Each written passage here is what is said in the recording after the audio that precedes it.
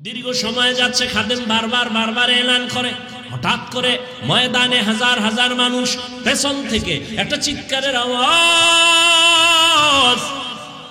চিল্লায় বলে, আমাকে কুতুবউদ্দিনের খাটিয়ার সামনে যাওয়ার মতো রাস্তা করে দাও, সামনে যাওয়ার মতো রাস্তা করে দাও। সবাই চমকে উঠে রাস্তা করে দিল। আল্লাহর বান্দা ইসা খাটিয়াটা ধরে একটা চিৎকার দিয়ে কয়, কুতুবউদ্দিন রে, নিজেও গেলি, আমারেও ভেজালে ফালাইয়া গেলি। আমি যে 4 গুণের মালিক, আমার মালিক ছাড়া কেউ জানে না, আমার স্ত্রী জানে না আমি 4 গুণের মালিক। আমি আসরের আগের সুন্নাত বাদ দেই না, এটা খবরটা আমার স্ত্রীও জানে না। এই 4 গুণওয়ালা ব্যক্তি জানাজা পড়াবেন, ওই লোকটাকে কুতুবউদ্দিনের ব্যক্তি জানাজা পড়ানেওয়ালা। ওই ব্যক্তি কোনো জঙ্গলের সুফি দরবেশ না। সমস্ত ইতিহাসবিদরা ইতিহাসের পৃষ্ঠা খুঁজো, ওই লোকটা হলো তখনকার সময় রাষ্ট্র পরিচালনা করনেওয়ালা রাজনীতিবিদ নেতা আল্লামা শামসুদ্দিন আলতামাস রহমাতুল্লাহ আলাইহি। এরা হইল রাজনীতি করনেওয়ালা। আর এখন দুনিয়াতে রাজনীতি চলে না, চান্দাবাজি আর ধান্দাবাজি চলে। চান্দাবাজার ধান্দাবাজে ভরে গেছে দুনিয়া। কি মসজিদে কোনো রাজনীতি চলবে না, কিন্তু সব থেকে চান্দাবাজি ধান্দাবাজি রাজনীতি মসজিদ নিয়ে বেশি। কথা ঠিক নেই? ওয়াজের প্যান্ডেল রাজনীতির বয়ান চলবে না, কিন্তু রাজনীতি ছাড়া কোনো প্যান্ডেল নাই। রাজনীতির নেতার নাম না দিল ওয়াজই প্রায় বলতে গেলে হতেই দেয় না। ঠিক নেই? আসলে সমস্যা তো জায়গায় না, সমস্যা হলো সব চলবে, তবে আলেম ওলামারা মূল কথাগুলো উম্মতের সামনে বলতে পারবে না। ভেজাল। দুনিয়ার সবাই জানে ইসলাম শান্তির ধর্ম, একমাত্র ঠিকানা। ইসলাম ছাড়া শান্তি হবে না, সবাই জানে। চান্দাবাজও জানে, ধান্দাবাজও জানে, এরপরও মানে না কেন? কয় মানতে গেলে চুরি চলবে না, দুর্নীতি চলবে না। ভাইরা আমার, শামসুদ্দিন আলতামাস, এই যুবকরা, আকাম তো করে জীবনদারে কম নষ্ট করলি না। শিখার মতো কি গুগলে নাই, ইউটিউবে নাই কিছু? আকাম করো কা, নিজের জীবনের মায়া নেই। মানুষের নষ্ট হয়নি। নিজের ভালো তো রাস্তার ল্যাংটা পাগলেও বুঝে। পাগলে আগুনে ঝাঁপ দেয়, জানেও মরবে। তো তুমি কেন জেনে শুনে আগুনে ঝাঁপ দিছো মরার জন্য? নিজে মরবি চাকার তলে হইয়া। মা বাবার ইজ্জতটারে নষ্ট করো কেন? তোর মা ঘরের মধ্যে কান্না করে, বাবায় কাঁদে, সন্তানের চরিত্র এত খারাপ, মানুষের সামনে মুখ দেখাইতে পারি না, মাও কান্না করে, বাবাও কান্না করে। মনে হয় মনে মনে বলতে চায়, তুই যদি মইরা যাইতি মা বাবার দিলটা শান্ত হতো। তোর চরিত্র এত খারাপ। সারা রাত ঘরের মধ্যে মোবাইল চালাও, বন্ধু বান্ধবী নিয়ে আড্ডা দাও, মায়ের একবার টাকা দেয়, নাইলে মাইরে ফালামু। দেখো না কয়েকদিন আগে বাবারে মারছে, কয়েকদিন আগে বাবাকে মেরে ফেলছে। এরে নবীর আশেক, সময়টারে কাজে লাগাইও। ওয়াল আসর, আর আসরের সময়টারে কাজে লাগাও, আসরের নামাজটারে কাজে লাগাও। তার মানে শুধু আসর পড়বে, আর একটাও না। হ্যাঁ, খবরদার, 1 ওয়াক্ত নামাজ যেন ছুটে না যায়। ও আমার যুবক বাবারা, বৃদ্ধ বাবাজিরা, পর্দার আড়ালের আম্মা জানেরা, বোনেরা, আপনি ব্যবসা করেন, চাকরি করেন, চা করেন, সংসার চালান, সব ঠিক আছে। স্কুলে পড়ো যুবক, তুমি কলেজে পড়ো, যাই করো না কেন, 5 বেলার নামাজ পড়ো, ডাক্তার হও, ইঞ্জিনিয়ার হও, যা কিছু হও, ইসলাম তোমাকে বাধা দিবে না। 2 ঘন্টার সময় কাজে লাগাইও, 5 বেলার নামাজ, শিক্ষকের দোয়া নিয়া, মা বাবার দোয়া নিয়া, উলামায়ে কেরামের দোয়া নিয়া সামনে চলিও। কারো বিরুদ্ধে লাইগো না রে বাবা, নিজেরে নিয়ে একটু ফিকির করো। ডাক্তার হলে আদর্শবান ডাক্তার হও, চরিত্রবান ইঞ্জিনিয়ার হও, চরিত্রবান প্রফেসর হও, চরিত্রবান একজন টিচার হও। দেখবা সম্মান শুধু সোনার গানা, পুরা দেশের মধ্যে তোমার সুনাম অর্জন হবে, আল্লাহ তোমার সম্মান বাড়াবে। সেক্ষেত্রে লাগবে মা বাবার দোয়া, শিক্ষকের দোয়া, উলামায়ে কেরামের দোয়া। এদের সাথে যদি বেয়াদবি করো জীবনটা বরবাদ হয়ে যাবে। বেয়াদবি করিয়া ডাক্তার হইয়াও জুতা খাইয়া দেশ ছাড়লো, এমন ডাক্তার হইয়া লাভ আছে? বোরকার বিরুদ্ধে আজীবন বয়ান দিয়া তাসলিমা নাসরিন বোরকা পরিয়াই পালায় গেল। এরে আল্লাহর বান্দারা শিক্ষা নেও, টাকার পিছনে ঘুরো না। টাকা কি তো ময়লা, তোমার পিছে টাকা ঘুরবে, চরিত্র ঠিক করে আগাও। এই বহু ভালো ভালো ডাক্তারেরা সিরিয়াল দিয়ে শেষ করতে পারে না রোগী, খালি একটু কলমের খোঁচা দেয়, কত সম্মান তাদের, খালি হুজুর হইলি সম্মান। এগো সম্মান আছে না? তাহলে তোমার মতো চরিত্রহীন হইলে জীবন ওই সম্মান পাইত না। চরিত্র অমূল্য সম্পদ। এরে আম্মা জানেরা, সন্তানটাকে ডাক্তার বানাবেন, ইঞ্জিনিয়ার বানাবেন, বেয়াদব বানাবেন না। ওয়ানাশহাদু আল্লা ইলাহা ইল্লাল্লাহু ওয়াহদাহু লা শারীকা লাহু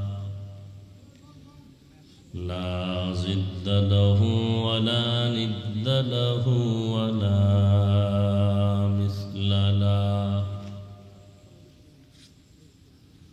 ونشهد أن سيدنا وسندنا وحبيبنا وحبيب ربنا وطبيبنا وطبيب قلوبنا ومولانا محمدا عبده ورسوله. اللهم صل على محمد النبي الأمي وعلى آله وسلم تسليما. وبعد فأعوذ بالله من الشيطان الرجيم. بسم الله الرحمن الرحيم. والعصر إن الإنسان لفي خسر إلا الذين آمنوا وعملوا الصالحات وتواصوا بالحق وتواصوا بالصبر.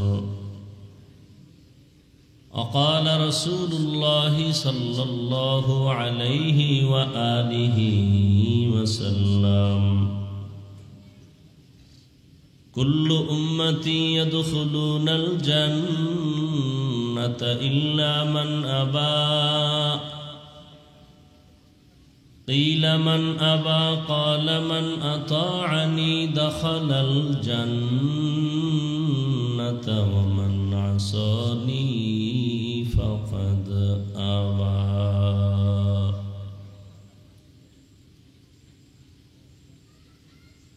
صدق الله مولانا العظيم وصدق رسوله النبي الأمي الكريم.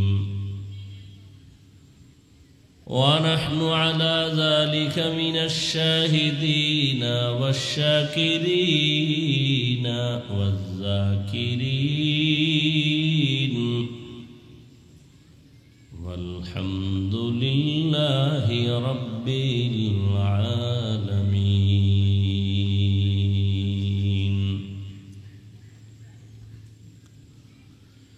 سبحانك لا علم لنا إلا ما علمتنا إنك أنت العليم الحكيم. رب اشرح لي صدري ويسر لي أمري واحلل عقدة من لساني يفقهوا قولي.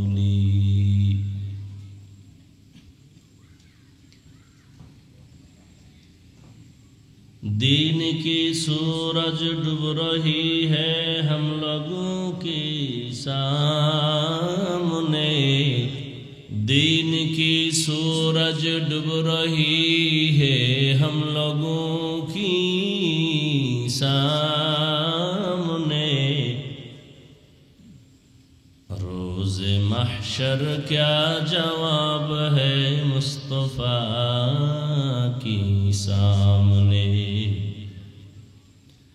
روز محشر کیا جواب ہے مصطفیٰ کی سامنے، حقیقت کھل جائے گی بوقت امتحان تیرے،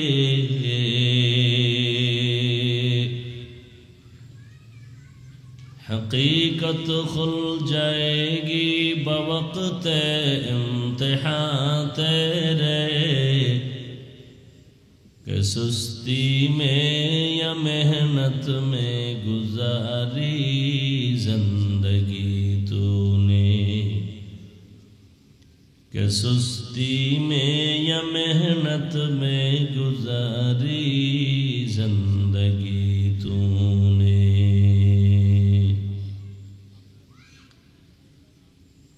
محمد نے آ کر کفر کو مٹایا،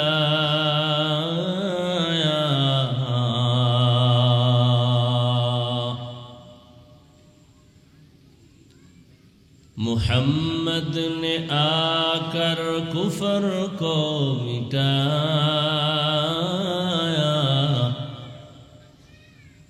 کفر کو مٹا کر صداقت بتایا، کفر کو مٹا کر صداقت بتایا۔ বাঘরি যুব সমাজের উদ্যোগে কবরবাসীর রুহের মাগফিরাত কামনায় আয়োজিত বার্ষিক 2 দিনব্যাপী ইসলামী মহাসম্মেলন সমাপনী দিন 18 এপ্রিল 2025। মহতি এ মাহফিলে উপস্থিত মোহতারাম সম্মানিত সভাপতি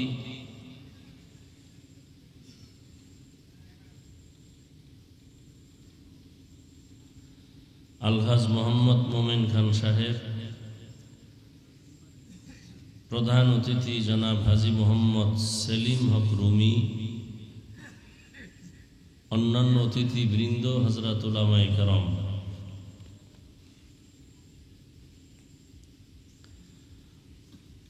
অত্র অঞ্চলের বিভিন্ন স্থান থেকে আগত আল্লাহ পাকের আশিকিন, জাকিরিন, শাকিরিন, মুহিব্বিন, মুরব্বিয়ান আযম, কলিজার টুকরা আমার সমবয়সী যুবক বন্ধুগণ, স্নেহের ছোট ভাই, পর্দার আড়ালে মাইকের আওয়াজ শ্রবণরতা সম্মানিত মা ও বোনেরা, আল্লাহ পাকের দরবারে শুকর যে আল্লাহ আমাদেরকে সুস্থ রেখেছেন, আলহামদুলিল্লাহ, এবং পরিবেশকেও সুন্দর রেখেছেন প্রতিকূল আবহাওয়ার মধ্যেও। আজকে যে এই সুন্দর আয়োজন এবং হাজারো লাখো মানুষের মধ্য থেকে বাছাই করে আমাদেরকে আল্লাহ কবুল করেছেন, হাজির হওয়ার তৌফিক দান করেছেন, আর একবার শুকর আদায় করি আলহামদুলিল্লাহ। দরুদ ও সালাম সৈয়দুল মুরসালিন রহমাতুল লিল আলামিন শফিউল মুজনিবিন খাতামুন নবিয়্যিন সৈয়দুস সাকালাইন ইমামুল মুরসালিন হযরত মুহাম্মদুর রাসূলুল্লাহ। সবাই পড়লেন না কেন? পড়েন, দরুদ শরীফ পড়েন সাল্লাল্লাহু। নবীজির নামে দরুদ পড়লে লাভ না ক্ষতি? এটা পড়তে কি বেশি কষ্ট? সহজ একটা আমল, কিন্তু ফলাফল অনেক দামি। এই একবার সাল্লাল্লাহু আলাইহি ওয়াসাল্লাম বললে সাথে সাথে 3টা পুরস্কার আল্লাহ দান করেন। প্রথম পুরস্কার 10টা গুনাহ মাফ হয়ে যায়। দ্বিতীয় পুরস্কার 10টা নেক আমল নামায় যোগ হয়ে যায়। তৃতীয় পুরস্কার আল্লাহর দরবারে মর্যাদা 10 গুণ বেড়ে যায়। এই একবার পড়লে যদি এত ফজিলত হয়, তাহলে 100 বার পড়লে কত দাম। সময়ও বেশি লাগে না, কিন্তু আমরা আমলের ক্ষেত্রে দুর্বল হয়ে পড়েছি, পারলেও করতে চাই না। অথচ দুনিয়াতে টাকাওয়ালাদের দাম বেশি, যার টাকা আছে তার দাম আছে। আখেরাতে যার নেক বেশি থাকবে তার দাম থাকবে বেশি। সেখানে টাকা চলবে? চলবে না। বাংলাদেশের টাকাওয়ালার খুব দাম, কিন্তু এই টাকার বস্তা লয়ে ভারতে গেলে কোনো মূল্য আছে? নাই। আখেরাতের ময়দানে নেক আমলওয়ালার বড় দাম। আবার কোয়ালিটি ভাগ হয়ে যাবে। আমলের মধ্যে কারো ইখলাস কম, কারো ইখলাস বেশি, তাকওয়া বেশি, আল্লাহর ভয় বেশি, বিনয়ী বেশি, এগুলো আলাদা ভাগ হয়ে যাবে তখন। এজন্য কখন কোন আমলটা আল্লাহর কাছে কবুল হবে বলা যায় না। এজন্য আমলের উপরে চেষ্টা করা, অন্তত আমরা হাঁটতে চলতে উঠতে বসতে দরুদের আমলটা করবো ইনশাআল্লাহ। দরুদ নিয়ে তো আর দেশে কোনো বিরোধিতা নাই, আছে? অতএব আমরা দরুদের আমল করব। আল্লাহ আমাদের তৌফিক দান করেন। যাদের আয়োজনে আজকের এই মাহফিল, গতকাল এবং আজ সময়, পরামর্শ, অর্থ দিয়ে দোয়া করে সার্বিক ব্যবস্থাপনা করেছেন, সহযোগিতা করেছেন, দান সদকা করেছেন, আল্লাহ সকলকে কবুল করেন।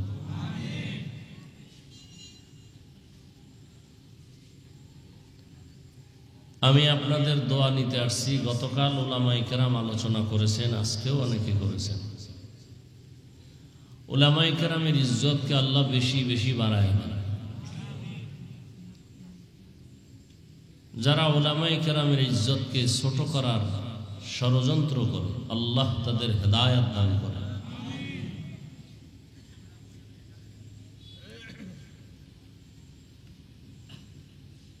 কিয়ামত পর্যন্ত রহমতের নবী আর আসবেন না। আসবেন? সাহাবায়ে কেরাম আসবেন। ইমাম আবু হানিফা, ইমাম শাফিঈ, ইমাম আহমদ বিন হাম্বল, ইমাম মালিক, ইমাম বুখারী, ইমাম তিরমিজি, এই যে বড় বড় ব্যক্তি আর আসবেন। আউলিয়ায়ে কেরামদের মধ্যে বড় পীর আব্দুল কাদের জিলানী, খাজা মুঈনুদ্দিন চিশতি আজমিরি, কুতুবউদ্দিন বখতিয়ার কাকি, বাহাউদ্দিন নকশবন্দি, এরকম অনেক বড় বড় আল্লাহওয়ালা, যাদের বয়ান করা লাগতো না, এলাকা দিয়ে হেঁটে গেলেই ওই এলাকায় রহমত শুরু হয়ে যেত। এরা আর আসবেন? আসবে না। কিয়ামত পর্যন্ত এই জাতিকে জান্নাতের সঠিক পথের ঠিকানা দিবেন শুধুমাত্র উলামায়ে কেরাম। কারা? উলামায়ে কেরাম। এবং এই জাতি কিয়ামত পর্যন্ত শান্তি এবং মুক্তি, দুনিয়াতে শান্তি, পরকালে নাজাতের একমাত্র ঠিকানা খুঁজে পাবে কোরআন সুন্নাহর আলোকে উলামায়ে কেরামের কাছে। এই ছাড়া অন্যদিকে দৌড়াইলে জমিনেও শান্তি আসবে না, আখিরাতেও মুক্তি মিলবে না। দৌড়াইতে তো আর কম দৌড়ায় নাই বহু মানুষ, কিন্তু ব্যর্থ, শান্তি পায় নাই। মনে করছে শান্তি, আসলে শান্তি নেই। অনেকে মনে করে মদ পান করলে কি জানি মজা, কেউ মনে করে বিড়ি টানলে খুব মজা, কেউ মনে করে বেপরদায় চলতে খুব মজা। কিন্তু এগুলো মানুষের জন্য আল্লাহ হজম করার শক্তি দেয় না। একটা শূকর নাপাক খায় না, ও হজম করে। একটা মানুষ নাপাক ভক্ষণ করে হজম করতে পারবে না। আল্লাহ মানুষকে সেই ম্যাটেরিয়ালস দিয়ে বানান নাই, সেই মেশিন নাই। মানুষ পিওর, মানুষ পবিত্র, মানুষ শ্রেষ্ঠ। জিনের থেকেও মানুষের দাম। জিন মানুষের গোলাম, ফেরেশতা মানুষের খেদমত করে, আসমান মানুষের গোলাম, জমিন মানুষের গোলাম, সূর্য মানুষের গোলাম, চন্দ্র মানুষের গোলাম। মানুষকে আল্লাহ যত লাইনে সম্মান দেওয়ার প্রয়োজন আল্লাহ দিয়া এরপরে পাঠাইছেন।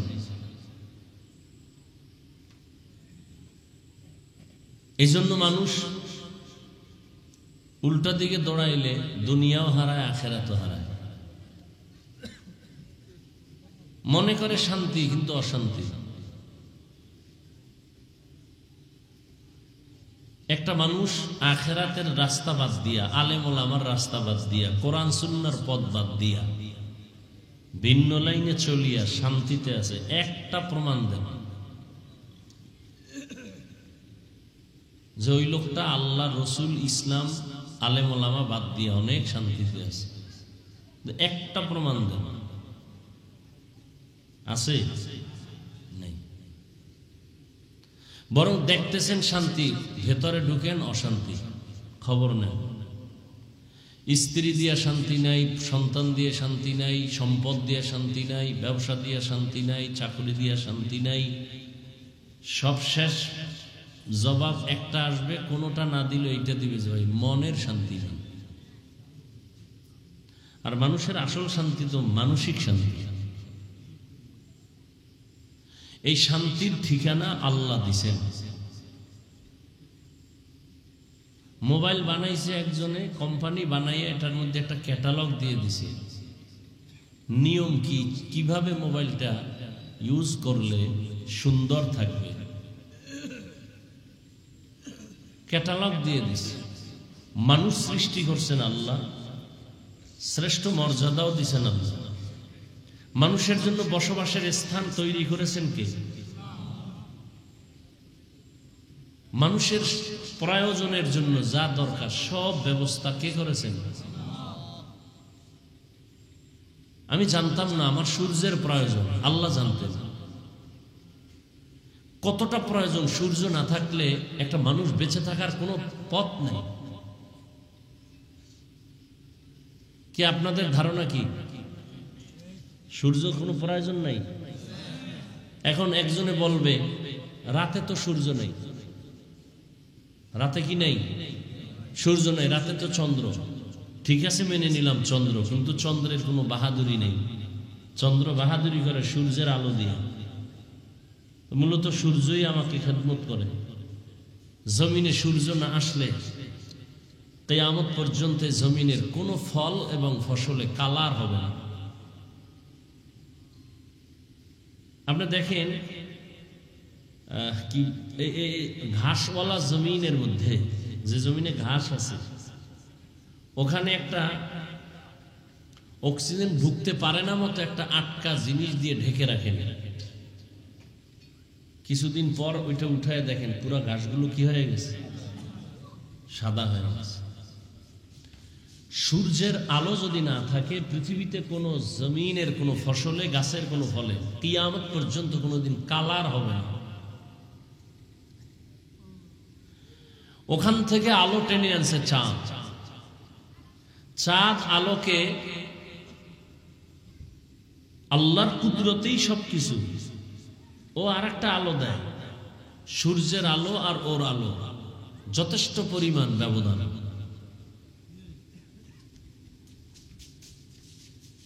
চাঁদের আলো দিয়া জমিনের কোনো ফল কি ফসলে কালার দেয় না, কিন্তু স্বাদ বাড়ায়।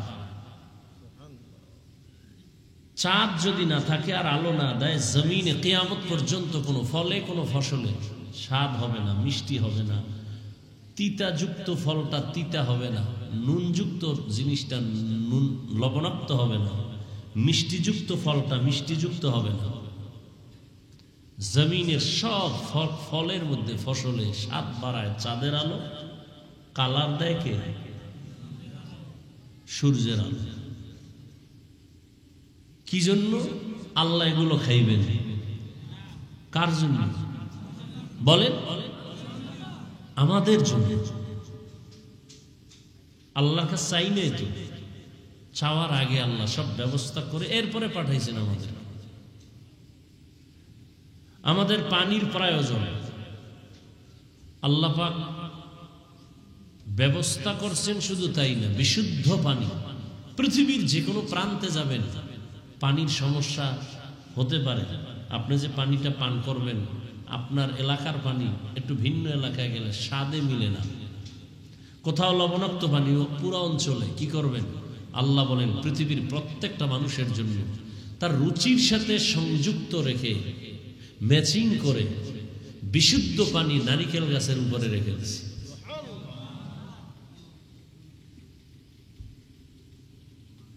কোন মানুষ বলবে কি আমার ডাবের পানি রুচি হয় না? কেউ বলবে পৃথিবীতে? 3 বেলা ভাত খাবেন, আল্লাহ চালের ব্যবস্থা করছেন। রুটি খাবেন, গমের ব্যবস্থা করছেন।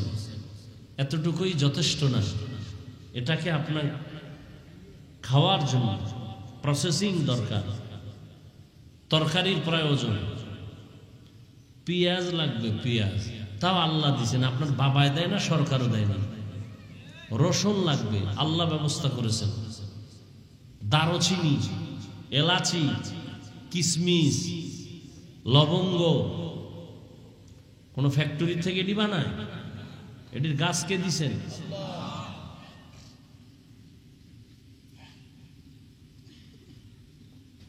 সে আল্লাহকে একবারও চিনলেন না, খাইলেন তো পেট পরে, ভরলেন তো বাথরুম, চিনলেন নাই খানাগুলো কে তৈরি করলেন আমার জন্য। এরপরে তরকারি আপনি খাবেন, হাজারো ধরনের তরকারি ব্যবস্থা কে করেছেন? এক এক শাকে এক এক মজা। পুঁই শাক একরকম মজা, একরকম ভিটামিন। কলমি শাক খাবেন, একরকম স্বাদ, এক ভিটামিন। ভাল লাগে না, আপনি কি খাবেন?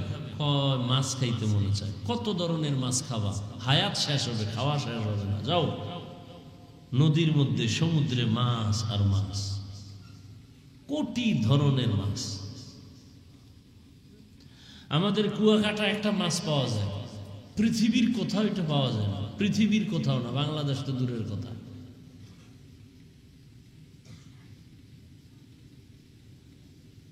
আপনি যাত্রাবাড়ি যাবেন, অভাব নাই মাছের, কিন্তু কুয়াকাটা যেটা আছে এটা নেই। বহুত খুঁজি, যাত্রাবাড়ি নেই, ওটা আসি না। হয় আমাদের এলাকায় অল্প কিছু, খালের মধ্যে, সমুদ্রে না। এটা সচরাচর সবাই বলে ট্যাংরা মাছ। কি বলে দিয়ে? হ্যাঁ, ট্যাংরা কয়। কিন্তু কুয়াকাটার ট্যাংরা বাংলাদেশের কোথাও নেই। ওটা সম্পূর্ণ সাদা, পাঙ্গাস মাছের মতো সাদা, কিন্তু সুরাত টুরাত সব এই ট্যাংরার মতো। তো এটা আর কোথাও নাই, পৃথিবীর কোথাও নেই।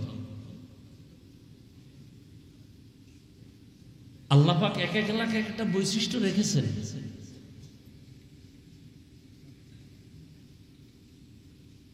অন্য এলাকায় এটা নাই, অন্য কিছু আছে যেটা আমাদের ওখানে নেই। আমাদের কুয়াকাটা সমুদ্রের পারে একটা বাগান ছিল, এখন নাই। দেশে যাই কম, সমুদ্রে ভেঙে নিয়ে গেছে। ওই বাগানে একটা গাছ দেখছি, যেটাকে বাদাম গাছ বলে। সাধারণ বাদাম না, এটা দিয়ে আমরা ধাঁধা বানাইছি। বলতাম আগে ফল, পরে তার আটি বা বিচি বলে, যেটা বলে। বলো তো কি জিনিস? আগে ফল, পরে আটি, পরে বিচি। এটা আবার কেমন ফল? কুয়াকাটার ওই ফল। ফলটা আমরুজ আছে, আমরুজের মতো গোল, কিন্তু কালার অন্যটা লাল, আর ওটার বিচিটা একেবারে নিচে, ফলের বাইরে। এখন নাই, খুব ভিটামিনওয়ালা, দামি নাই, ওই বাগানই নেই।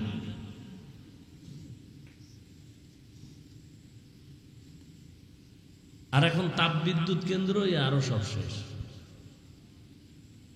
নারিকেল গাছ পুইরা টুইরা, কি পরিমাণ নারিকেল গাছ ছিল কুয়াকাটা সাগরের, কিচ্ছু নেই।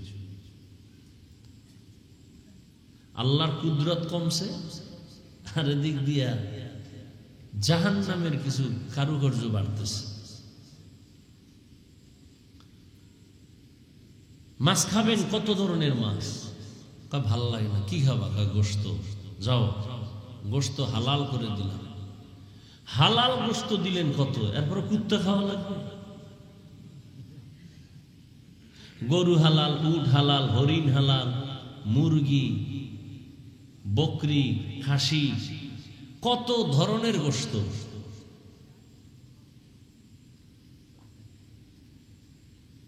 এগুলি পাইয়া 3 পেট খাইয়াও শুকর নাই। আল্লাহ কয়, দেখ আরো কি দিছি, তোর এই খানায় শরীর তাজা রাখবে না, শরীরের আরো ভিটামিন প্রয়োজন। হুজুরকে বিরুদ্ধে কিলাকিলি করবি না, আরো শক্তি দরকার।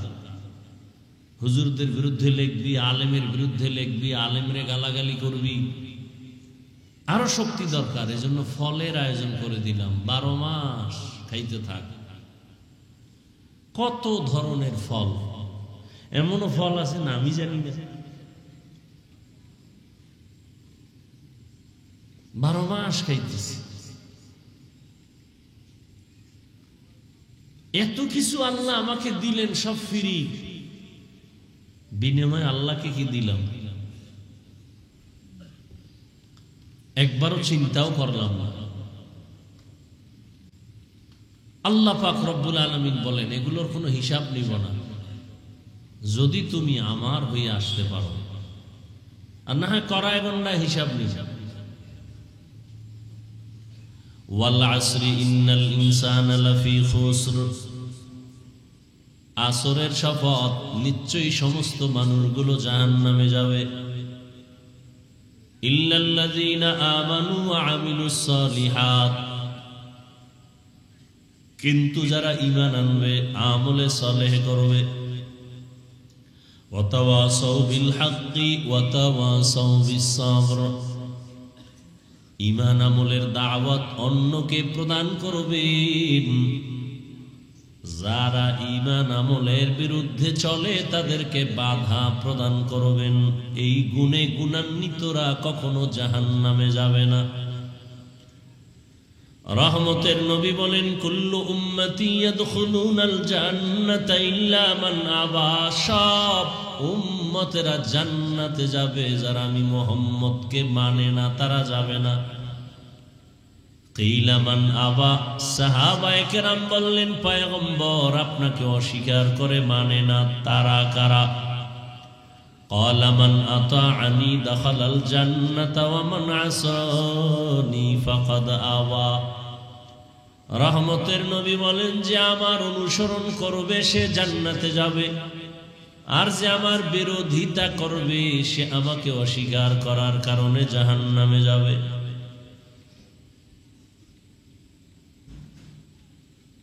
আল্লাহ পাক যেই সূরাটা আমি তেলাওয়াত করেছি, ওয়াল আসরে সূরা, শুরুতে আল্লাহ শপথ করেছেন, কসম করেছেন। এরকম আরো কয়েক জায়গায় আল্লাহ বিভিন্ন সূরার শুরুতে কসম কেটেছেন। ওয়াস সামাঈ যাতিল বুরুজ ওয়াল ইয়াউমিল মাউউদ ওয়া শাহিদিন ওয়া মাশহুদ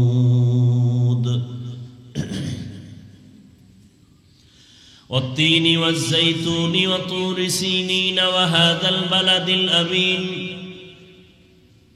والشمس وضحاها والقمر إذا تلاها والنهار إذا جلاها والليل إذا يغشاها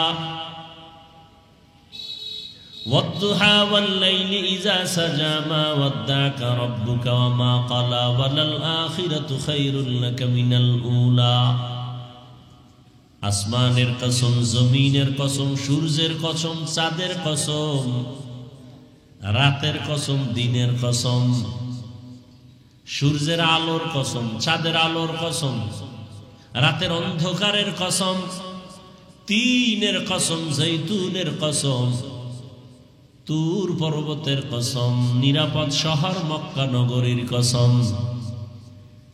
এরকম আল্লাহ সূরা আসরে বলেন, আল্লাহ আসরের শপথ। আল্লাহ পাক রব্বুল আলামিন বারবার শপথ করলেন কেন? আমরাও মাঝে মাঝে শপথ করি, কসম করি। আমাদের শপথের কারণ হলো, ভাইজান আমার এই কথাটা এমন কয়, বুঝি না, মানি না, কয় কসম খেয়ে বলছি, কয় মানি। তাহলে আমরা যে কসম কাটি, এটা সন্দেহ দূর করার জন্য কসম কাটি, বিশ্বাস মজবুত করার জন্য। কিন্তু আল্লাহর কথায় কোনো ভুল নাই, কোনো মিথ্যা নাই, আছে? তাহলে আল্লাহ কসম করলেন কেন? যদি ভুল থাকতো বুঝা গেল, কসম খাইয়া ভুলটা শোধরায় দিলেন, সন্দেহ দূর করলেন। আল্লাহ বলেন, যালিকাল কিতাবু লা রাইবা ফীহি, এটা এমন একটা কিতাব যার মধ্যে কোনো সন্দেহ নাই, সন্দেহের অবকাশ নাই। তো কসম করলেন কেন? উলামায়ে কেরাম জবাব লিখেছেন, আল্লাহর সব কথা সত্য, কসমের আগেও সত্য, কসম করার পরেও সত্য, সব কথা কোনো ভুল নাই। এবং চ্যালেঞ্জ করা সত্য, যাকে মিথ্যা প্রমাণ করার ক্ষমতা কিয়ামত পর্যন্ত কারো হবে না। অনেকে অপচেষ্টা করিয়াও ব্যর্থ হইয়া কালেমাওয়ালা হয়ে গেছে। এই কালামে জিন্দা কুরআনে হাকিম, হিকমতে উলায়াজালাস্তু কদিম। এত সুন্দর আল্লাহর কোরআন, আল্লাহ শপথ করলেন কেন? অনেকগুলো জবাবের নির্যাস হলো। আল্লাহর কথা সবই সত্য, সবই গুরুত্বপূর্ণ, তবে কসমের কথাটা আর একটু গুরুত্ব বেশি বুঝাবার জন্য। 2 নাম্বার কথা হলো, আল্লাহ যেই জিনিসের উপরে শপথ করেছেন ওই জিনিসটা বড় মূল্যবান সম্পদ, এটাও বুঝাবার জন্য। যেমন আসমানের কসম করেছেন, আসমান বড় দামি একটা সম্পদ, বুঝাবার জন্য। জমিনের কসম করেছেন, জমিন একটা অমূল্য সম্পদ, বুঝাবার জন্য। তিনের কসম করেছেন, তিন একটা দামি আল্লাহর বানানো ফল, এটা বুঝাবার জন্য। জৈতুন একটা দামি জিনিস, আল্লাহ বুঝাবার জন্য শপথ করেছেন। তুরে সিনা, সিনা উপত্যকা, মুসা নবী যায় কথা বলতেন আল্লাহর আদালতে। মুসা নবীর ওই জায়গায় আল্লাহ কিতাব দান করছেন। ওই জায়গাটা বড় দামি, এতটাই দামি আল্লাহ বুঝাবার জন্য শপথ করেছেন। রাতের কসম করেছেন, রাত বড় অমূল্য সম্পদ। অন্ধকারের কসম করেছেন, অন্ধকার বড় দামি একটা সম্পদ। দিনের কসম, দিন একটা অমূল্য সম্পদ। দিনের আলো একটা অমূল্য সম্পদ। দিন আছে, আলো নাই, মানুষ বেকার হয়ে কাঁদে। রাত যদি হয়, অন্ধকার না থাকে, রাত কেউ চায় না। হাজারো ঘুমের বাহানা করবে, ঘুম আসবে না। রাত বড় জমিনে মানুষের জন্য, সব মানুষের জন্য, সব মানুষের। রাতের আধারের এতটা দাম, রাত্র যত গভীর হয় মানুষের ঘুমের মধ্যে তত মজা বাড়ে। নীরব হয়ে যায়, গাছের পাখিরাও ঘুমায়, জমিন ঘুমায়, আসমান ঘুমায়, নদীর মাছ ঘুমায়, পশুরাও ঘুমায়, পাখিরাও ঘুমায়। মানুষ যখন রাতের বেলা গভীর অন্ধকারে গভীর ঘুমে চলে যায়, সারা দুনিয়ার চিকিৎসা বিজ্ঞানীরা বলে রাতের ঘুম প্রত্যেকটা মানুষের শরীরকে সুস্থ রাখার জন্য এক মহা ফ্রি ঔষধের নাম। একটা মানুষ 2 দিন না ঘুমাইলে পাগল হয়ে যায়। চেহারাও ঠিক থাকবো না, খানা দানা ঠিক নেই, খালি বাথরুমে হইয়া থাকি, খালি একটা ঘুম হয় নাই টাইম মতো, বেউস। বউরেও চেনে না, মায়েরও চেনে না, মাইয়ে ভোলা চেনে না, দোকানদারি সব আউলা চলা, মানে জিন্দিগিটা বরবাদ হয়ে গেছে। 3 দিনের ঘুম নাই। ঘুম এক অমূল্য সম্পদ। وجعلنا الليل لباسا وجعلنا النهار معاشا। রাতের ঘুম শরীরের মহা ঔষধ। তুমি হাজারো পর্দা লাগাইয়া সূর্যের আলোতে যদি তুমি ঘরের মধ্যে ঘুমাও, রাতের 1 ঘন্টা ঘুমের মজা আর বরকত দিনের 10 ঘন্টায়ও মিলবে না। রাতের ঘুম শরীরের ঔষধ, কিন্তু সেই ঔষধ নষ্ট করার জন্য সারা দুনিয়ার বিধর্মীরা মুসলমানের মোবাইল দিয়া জীবনটাকে বরবাদ করে ফেলেছে। হাসতে হাসতে জীবনটা নষ্ট হবে, টেরও পাবে না। তাই হচ্ছে, রাতের ঘুম নাই, মাথা ঠিক নাই, ব্রেন মাথা গরম, চোখের পাওয়ার কম। রাতের ঘুম বন্ধ করে সারা রাত মোবাইল নিয়ে ব্যস্ত থাকার কারণে মাথা ব্যথা বেড়ে গেছে, কিডনির উপরে চাপ আসতেছে, হার্ট দুর্বল হচ্ছে, লেখাপড়া ধ্বংস হয়ে যাচ্ছে, চরিত্রের তো খবরই নেই। গর্বা সুরত আদমি ইনসাবুদে আহমদ বু জাহলো হামেক সাবুদে আদমিরা আদমিয়ত লাজমাস উদে রাগার বুন বশুদহি জমাজ আদমিয়ত লাহমু শাহমু পশতে নিস্ত আদমিয়ত জুজরে যায় দুসতে নিস্ত। এক রাত ঠিক মতো যদি ঘুমাইতে না পারি, পরের দিন আর বয়ান করতে পারি না, মাথা গরম, কণ্ঠ বৈশা যায়। রাতের ঘুম সুস্থতার জন্য এক মহা ঔষধ, বিনা টাকার এক ঔষধ, অমূল্য এক সম্পদ। রাতের কসম, আল্লাহ বলেন ওয়াল আসরের শপথ, আসর বড় দামি একটা সম্পদের নাম। বলে এটা কেমন? বলে আসর একটা দামি সম্পদ। শুধু আসর শব্দটা নিয়ে যদি বয়ান করি টাইম শেষ হয়ে যাবে, তাহলে আসর দিয়ে আজকে বয়ান করি, সামনে আর আলোচনা ইন্নাল ইনসানা লাফি খুসর দিকে আর যাব না। হয়তো আসরের আলোচনা বাদ দিয়ে ওদিকে যাব, নয় ওদিক বাদ দিয়ে শুধু আসর নিয়ে কথা বলব। কোনটা কম না? দোনোটা তো রইল। বাঙালি তো আসরটাও চায়, ভাও চায়।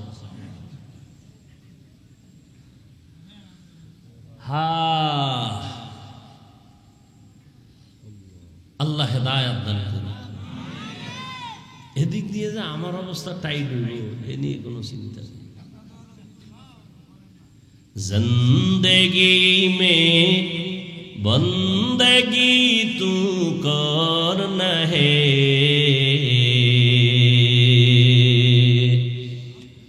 जिंदगी में बंदगी तू करना है, जिंदगी बे बंदगी शर्मिंदा है, जिंदगी बे बंदगी शर्मिंदा है। यहाँ हम सब मुसाफिर दिल ना लगा, अहले दिल की नजर से रूह करता जा, शाह दौलत सब फकीर गर नेक ने है, शाह दौलत सब फकीर गर नेक ने है, जिंदगी में बंदगी जिंदगी तू कर नहीं, जिंदगी बे बंदगी शर्मिंदा है, जिंदगी बे बंदगी शर्मिंदा है।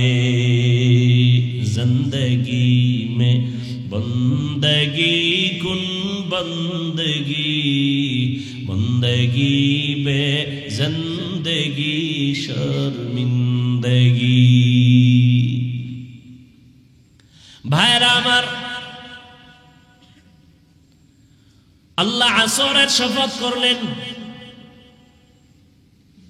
আসর দামি একটা সম্পদ, এই সম্পদটারে যারা মূল্যায়ন করবে তাদেরও মূল্যায়ন বেড়ে যাবে।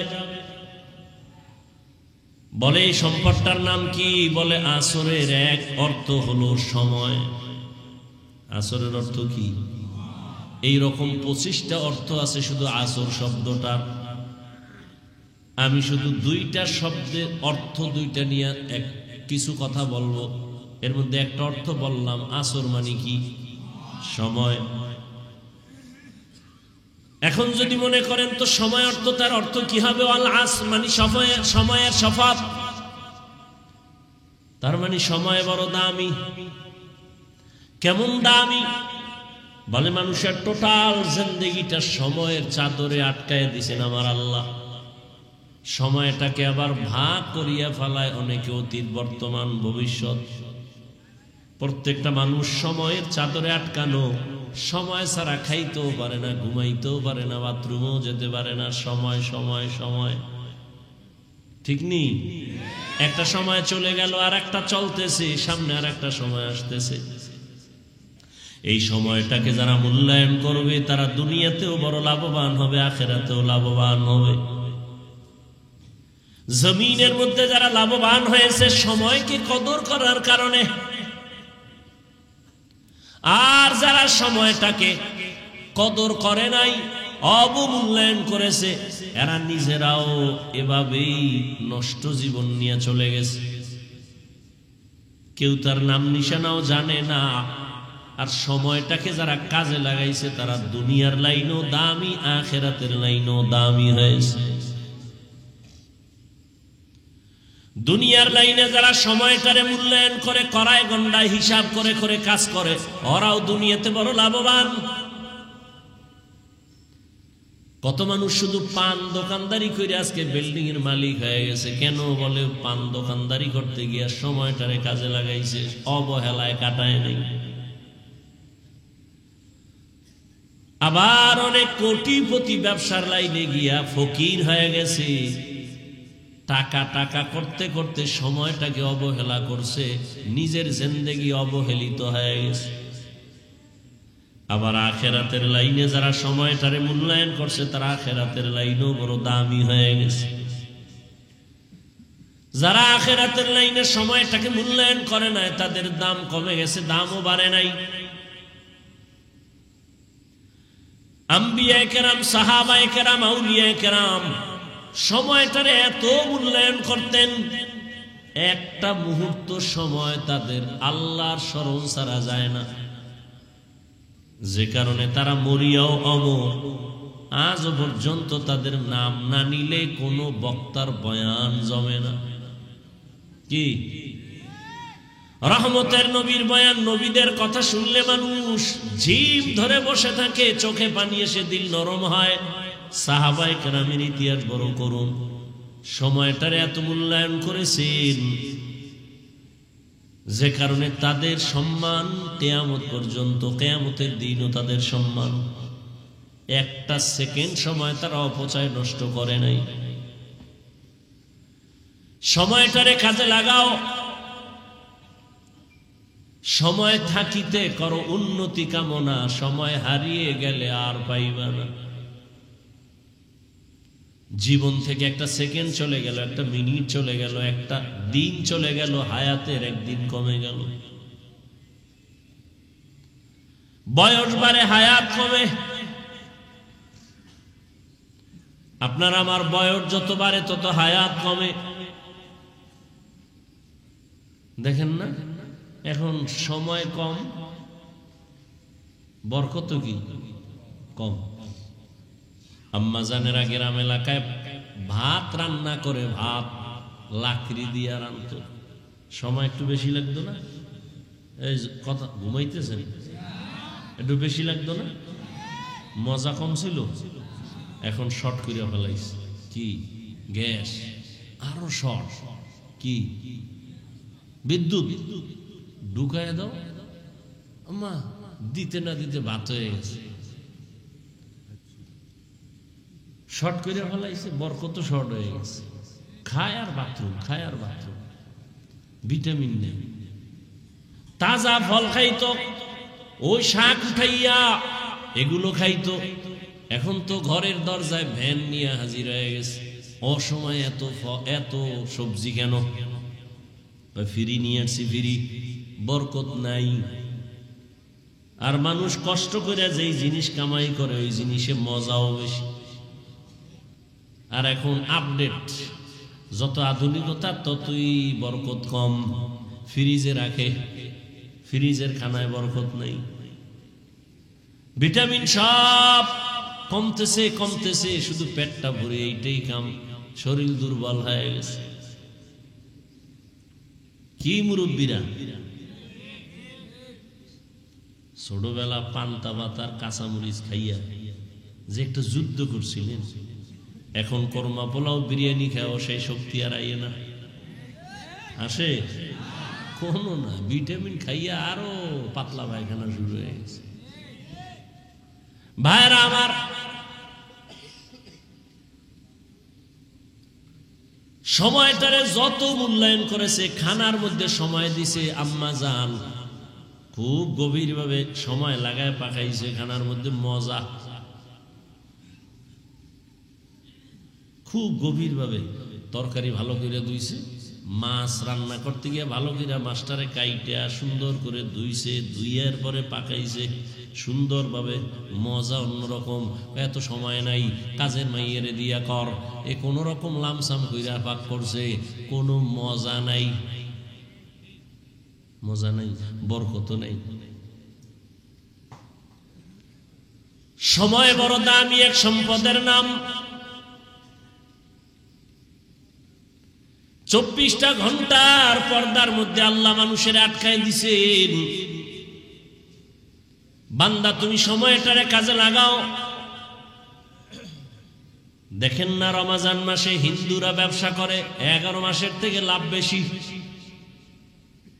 দোকানওয়ালাটায় লাভ, 12 মাস ঔষধ বিক্রি করনেওয়ালা রমজানে লাভবান অন্য মাসের তুলনায় বেশি।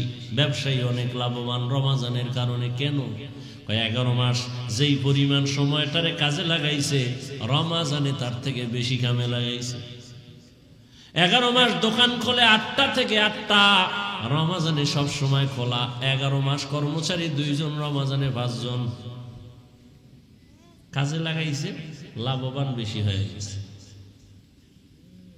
আবার শর্টে মারতে যাইয়া হেডাই ভেজাল লাগে। আমাদের পরনের একটা কাপড় বানাইতে সময় বেশি দেয় তো ভালো হয়। একটা কাপড়, মহিলাদের একটা কাপড় সেলাই করতে গিয়ে সময় সুন্দর করে দেয়, আস্তে আস্তে যে কাজটা করে এটা ভালো। কিন্তু শর্টে মাইরা যে কাপড়টি বানাইছে জাকাতের কাপড়, এটি অন টাইম পরলেই সদরঘাট। কথা ঠিক নেই? পৃথিবীতে 3rd ক্লাসের কাপড় আর কোন কোম্পানি জাকাতের কাপড় ছাড়া বানায় না।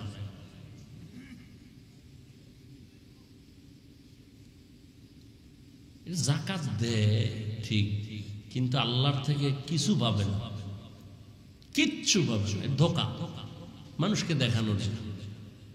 কিন্তু যে একটা বরকত পাওয়ার কথা, এটা পাবে না। সময়টারে যে যেই লাইনে কাজে লাগায়, ওই লাইনে সে লাভবান। আপনাদের এলাকার থেকে 4টা যুবক ছেলে বিদেশ গেছে চাকরি করবে, ধার ঋণ হইয়া টাকা নিয়ে গেছে। বিদেশ যাওয়ার পরে 2 জন লালে লাল। কেমন লাল?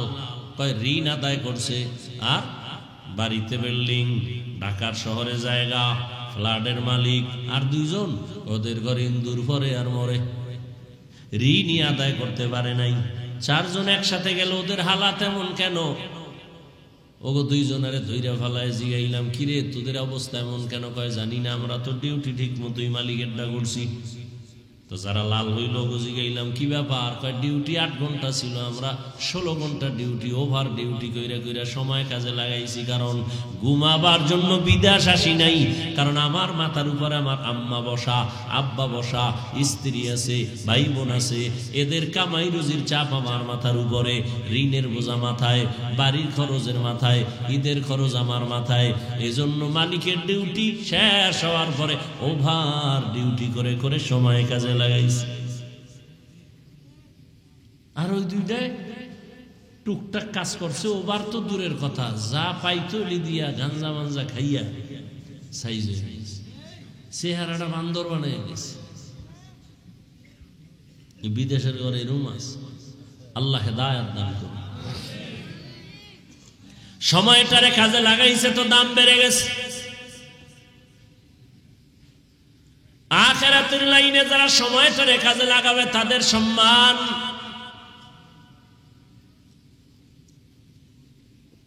একদল যুবকরা আমরাও তো সময়টারে কম কাজে লাগাই না, সারাটা রাত আমরা মোবাইল নিয়ে ব্যস্ত সময় কাটাই।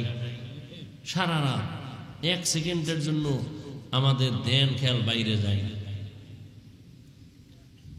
হ্যাঁ, তুমি ওই দিকে যদি তুমি সময় কাজে লাগাও, ওই লাইনেই তোমার আবার দেখবা অবস্থা আগায় যাবে।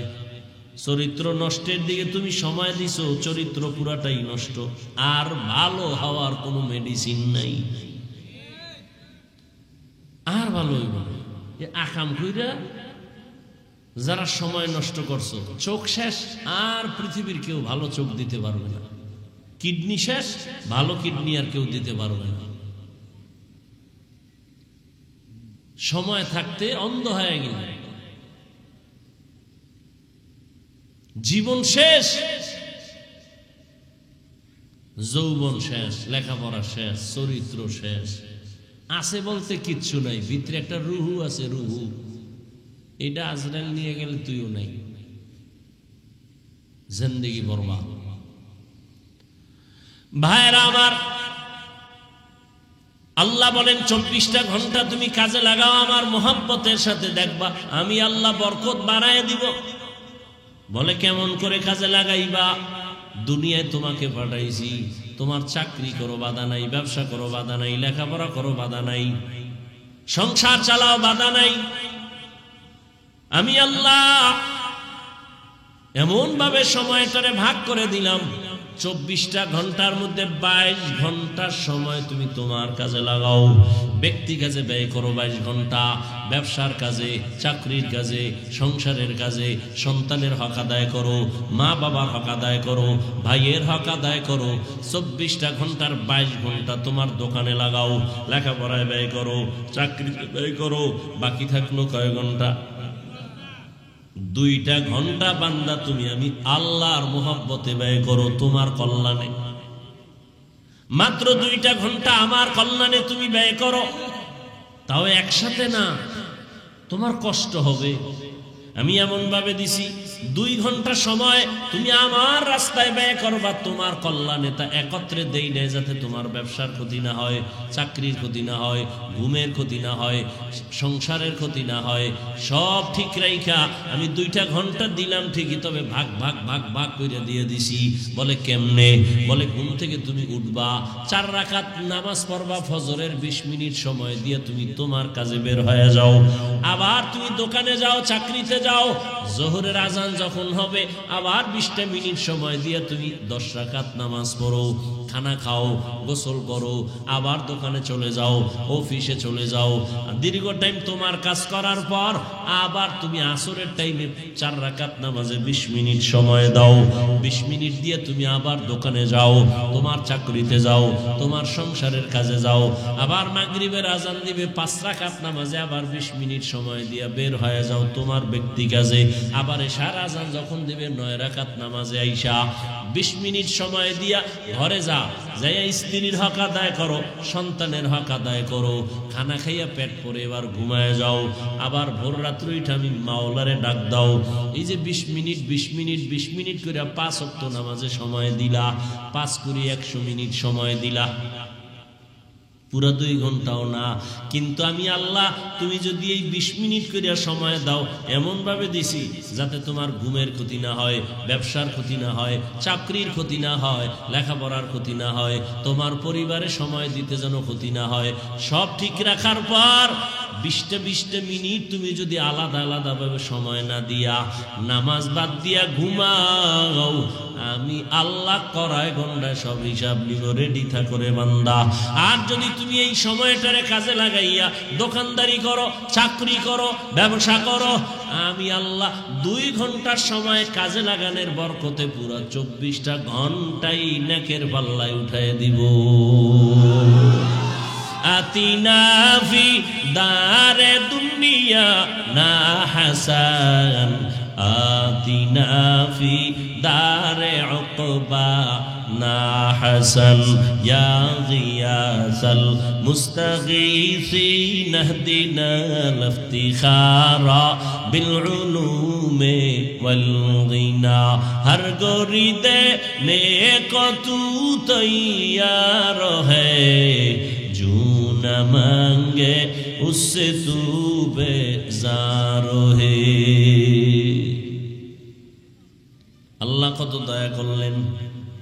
আল্লাহ কইছে চাকরি ব্যবসা সংসার বাদ দিয়ে খালি কোরআন শরীফ পড়ো, তেলাওয়াত করো, জিকির করো, তসবিহ সারা রাত কাটো। আল্লাহ বলছেন বরং আপনি যদি 2 ঘন্টার সময় এভাবে আল্লাহর দেওয়া লাইন মতো কাজে লাগান, তাহলে আপনার সংসারে যে সময় দিচ্ছেন এটাও ইবাদত। আপনি যে দোকানদারি করেন ইবাদত, চাকরি করবেন ইবাদত, সব আপনি যে ঘুমাইতেছেন এই ঘুমটাও ইবাদত। নবীজি বলে কেউ যদি এশার নামাজ পড়ে ঘুমায়,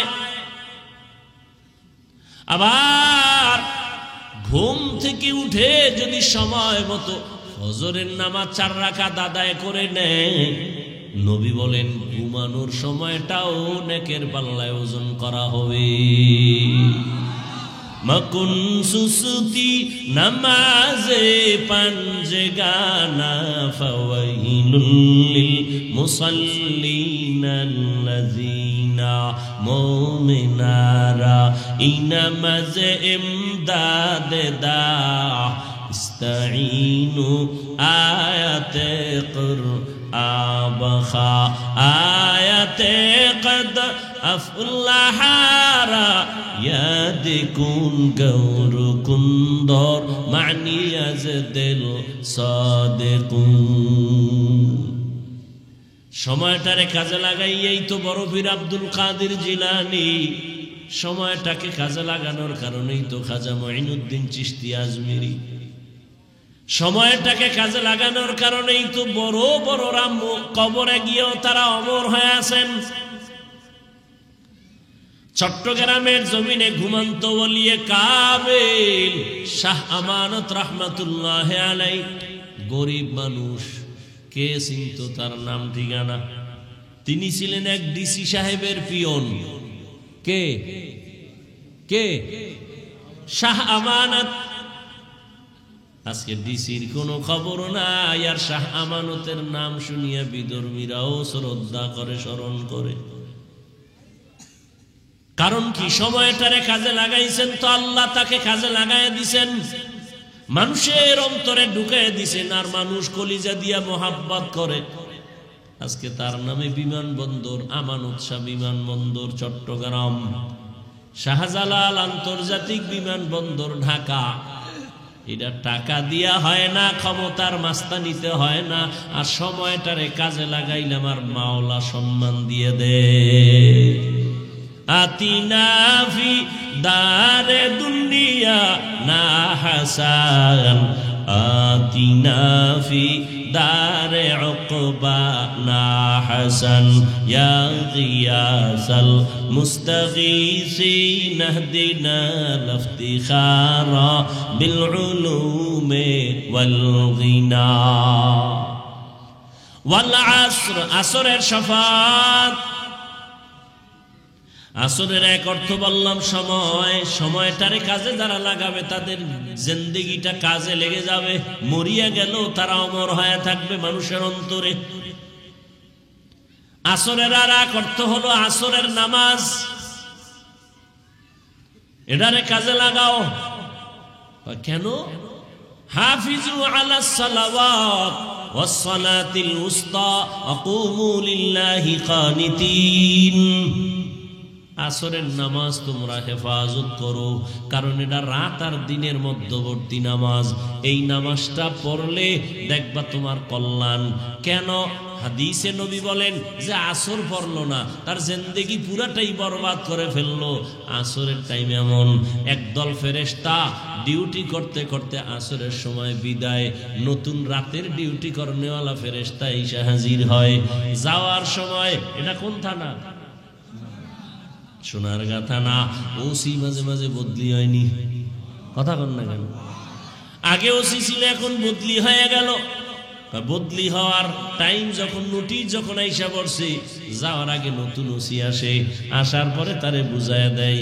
বুঝাইয়া দেওয়ার সময় ওসি সাহেব কানের মধ্যে একটা আওয়াজ দিয়া যায়, এই এলাকার অমুক অমুক লোকগুলো হাতে রাইখো, তাহলে তোমার হাদিয়া ঠিকঠাক মতো চলবে। ঠিক নি?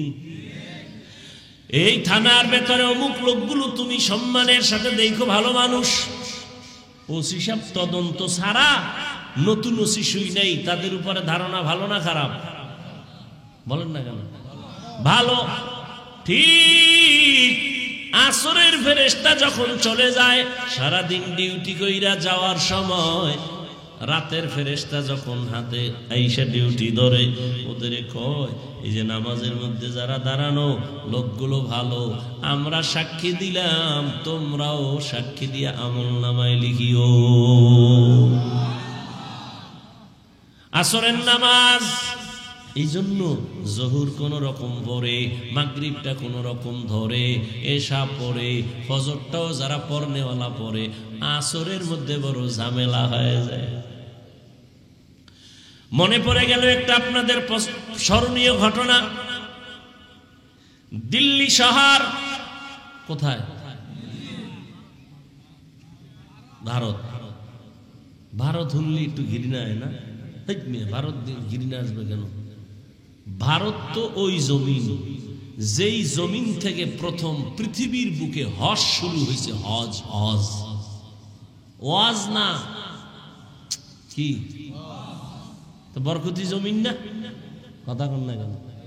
ভারতের জমিন থেকে পৃথিবীর ইতিহাসে প্রথম হজের কাজ শুরু।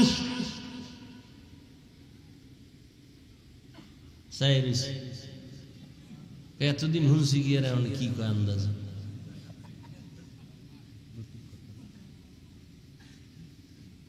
ভাইরা আমার, ভারতের মূল নাম হিন্দুস্তান। কি নাম?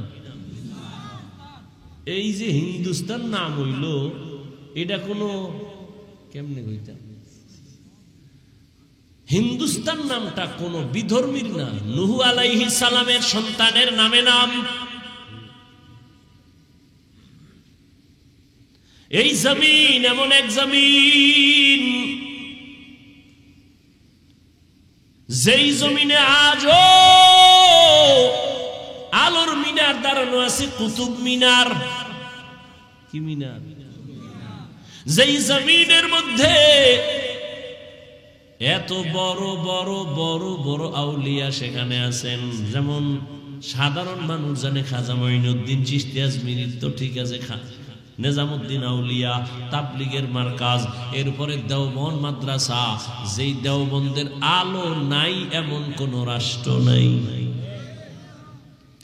সারা দুনিয়াতে দেওবন্দের আলো ছড়ানো। রাজনীতির ময়দানে যাবেন, দেওবন্দের আলো। পীর মুরিদির লাইনে খুঁজবেন, দেওবন্দের আলো লাগানো সারা দুনিয়ায়। আমেরিকায় যাবেন, সব জায়গায় এই মাদ্রাসার আলো, দেওবন্দেরই একটা আলোর বাতি জ্বলতেছে। এই ব্রিটিশ বেঈমানের গোষ্ঠীরা কম অত্যাচার করে নাই মুসলমানের উপরে। হাজার হাজার মাদ্রাসা বন্ধ করে দিছে, হাজার হাজার আলেম ওলামাদেরকে ফাঁসি দিয়া গাছের সাথে লাশটা ঝুলাইয়া রাখছে। এই জমিনের মধ্যে প্রথম আমাদের আব্বা জান আদম আলাইহিস সালামের কদম পড়েছে চরণ দিবে, ঠিক নি? এখান থেকে পায়ে হেঁটে হেঁটে গিয়া বাইতুল্লাহে 40 বার আদম নবী হজ পালন করেছে। তাহলে পৃথিবীর ইতিহাসে প্রথম হজ শুরু হয়েছে কোন জমিন থেকে? ভারতের থেকে। জমিন বড় পবিত্র, বুঝেন না কথা? জমিনের মধ্যে দাঁড়ানো ছিল বাবরি মসজিদ। আপনারা ভয় পান না? না না না, মানুষে মালিক বাটাওয়ালারা ইট বানায়, যে অনেক টাকা ব্যয় করিয়া করিয়া টাকা পয়সা দিয়া ইটের বাটা বানাইয়া ইটের কত লাকড়ি দিয়া ভরায় ভরায় ভরায় ভরায় এটার ইট বানাই, ফরমা দিছে যেটা একটু আঁকা বাঁকা ফালায় দেয়, ফ্রেশ ইটগুলো রাইখা এইবার তাল দিয়ে রাখছে সুন্দরভাবে, ট্রাক ভর্তি করে লইয়া যায়। একজনে দেখতেছে কই নাই, কয় বাড়ি বানাইব সুন্দর। এত সুন্দর যত্ন করা ইট বড় দামি, সিরামিক্সের ইট আরো কত দামি। আইয়া দেহে 6 জনে মহিলা পুরুষে আতুরা লইয়া আরে বাড়ি কি গুড়া বানাই। আরে এত সুন্দর দামি ইট ফর্মা দিয়ে একটু বাঁকা হইছে, ওটারে ফালাই দিছে। সুন্দর ফ্রেশ ইট গুলো নিয়ে এসে টেরাকে বাইরা কইরা এই ইটটি নামাইতে কত, এই লাকড়ি গেছে কত, পুরতে পুরতে জান স্যার সুইটির হোমানে ভাঙতে আছে, এটা কত হইল? এত দামি ইট, তোমরা এটি ভাঙবো কেন?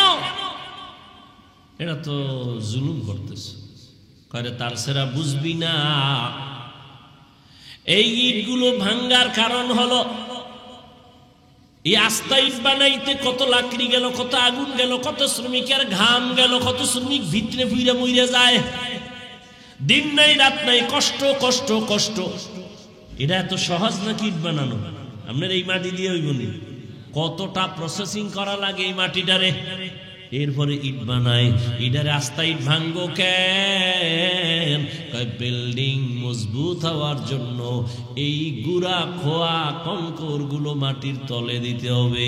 এতগুলো ভাঙ্গা ভাঙ্গা যখন তলে দিয়ে দিব তখন বিল্ডিং সুন্দরভাবে দাঁড়ায় যাবে। না হয় যত মাস্তানি করো না কেন বিল্ডিং আর দাঁড়াবে না। সময়টারে কাজে লাগাও। ওই যে বলতেছিলাম দিল্লি শহরে দাঁড়ানো কি ভুলে গেছে, কি কুতুব মিনার।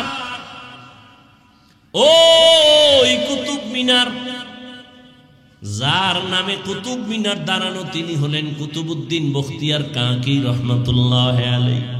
এত বড় একজন আল্লাহর প্রিয় গোলাম ইন্তেকাল যখন হবেন তার আগ মুহূর্তে তার মোহাব্বতের খাদেমকে ডেকে বললেন, খাদেম আমি কুতুবউদ্দিন চলে যাব, তবে শোন আমি মরে যাওয়ার পরে 2টা কথা বলে গেলাম। 1 নম্বরে যত দ্রুত পারো জানাজা কমপ্লিট করে দাফন করে ফেলবি, মাটির উপরে বেশিক্ষণ রাখবি না। রহমতের নবী বলছেন মাইয়েতের উপরে রাখলে মাইয়েতের কষ্ট হয়, দ্রুত দাফন করো।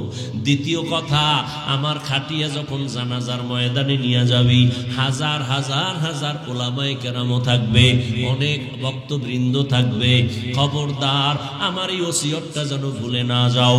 আমার খাটিয়াটা ময়দানের সামনে রাইখা ঘোষণা দিয়ে দিবা, আমার জানাজা কে পড়াবে আমি নাম বলবো না, তবে এমন একটা লোক আমার জানাজা পড়াবে যার মধ্যে 4টা গুণ পাওয়া যাবে।